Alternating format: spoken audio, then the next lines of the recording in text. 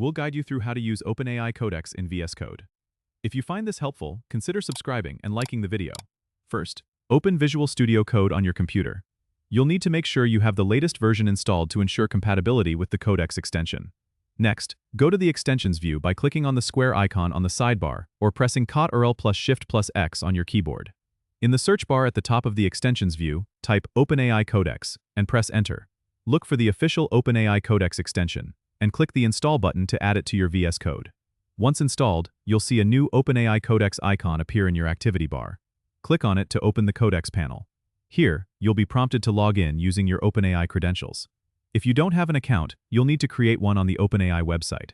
After logging in, you can begin using Codex to assist with your coding. Open a new file or an existing one in your workspace.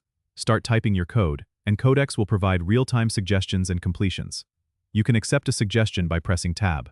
If you want Codex to generate a specific piece of code, you can describe what you need in a comment, and Codex will attempt to generate the code snippet for you. Remember that Codex is designed to help, but always review the generated code to ensure it meets your requirements. You can also customize Codex's behavior in the VS Code settings if needed. Don't forget to subscribe and comment if this helped you out.